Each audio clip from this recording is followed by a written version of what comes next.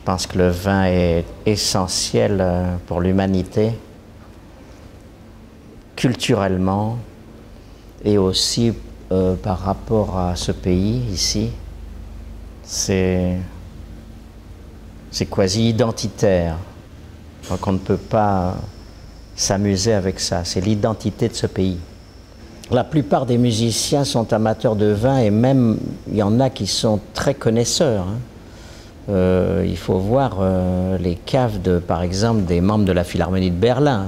C'est infernal. Et d'ailleurs, tous les vignerons, tous les grands et les petits vignerons bordelais, bourguignons et autres connaissent tous les membres des orchestres, spécialement allemands, et aussi des orchestres français, bien sûr. Je pense qu'un grand vin est une œuvre d'art. Un grand vin, c'est comme une grande symphonie. Pasteur disait qu'il y a 500 composants dans le vin. Bon, depuis on en a trouvé plus, j'imagine, avec la science. Je ne suis pas au courant, mais j'imagine, c'est infini. C'est la même chose dans la musique, dans une symphonie. Vous avez toutes sortes d'ingrédients et le compositeur, c'est quelqu'un qui, si vous voulez, met en place quelque chose d'existant. Il compose avec quelque chose qui existe, exactement comme le vigneron ou l'œnologue. Le résultat de tout ça, c'est la mosaïque qui compose cette œuvre d'art. Et quand on est dégustateur ou auditeur de musique ou dégustateur de vin, ce qui est intéressant, c'est la position qu'on a quasi rituelle, quasi religieuse, en admiration devant cette œuvre, quoi. Cette œuvre qui est aussi bien celle de la nature que celle de l'humain. Et on cherche donc à partager, dans un côté, on pourrait dire écuménique, à partager ça, c'est ça qui fonde le langage du vin, comme le langage de la musique. C'est très intéressant de constater à quel point le vin peut être écuménique, même plus que la religion entre nous qui divise plutôt en général. Le vin rassemble.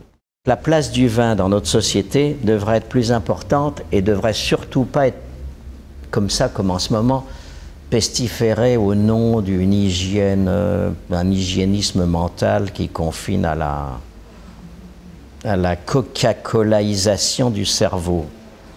Donc en fait, ce qu'on cherche, c'est à nous pasteuriser le cerveau. C'est du pharisaïsme. C'est-à-dire, il le dit Jésus dans l'Évangile selon Thomas, les pharisiens ont pris les clés de la connaissance, sont comme des chiens dans une mangeoire à bœufs. Ils empêchent les bœufs de manger et n'ont pas accès à la nourriture, quoi.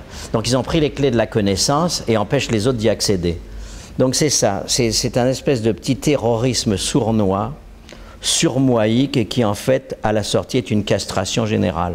Évidemment, ça peut être plein de bons sentiments, mais comme disait Gide, avec des bons sentiments, on fait de la mauvaise littérature. Bref, on est arrivé dans la laïcité pour avoir la paix, et ces gens-là nous refoutent des religions castratrices. Je dirais à M. Hérault qu'il faut d'abord observer intelligemment et pas avec des gens qui ont peur. Si ça se trouve, cette ministre en question là, de la Santé, je crois, si elle se trouvait la peur, c'est une dame comme vous et moi, donc on est pétri de peur, parce qu'on est dans la condition humaine, dans la trouille, on est là pour ça. Mais on n'est pas obligé non plus d'obéir aveuglément à nos peurs. Le discernement est le mot clé.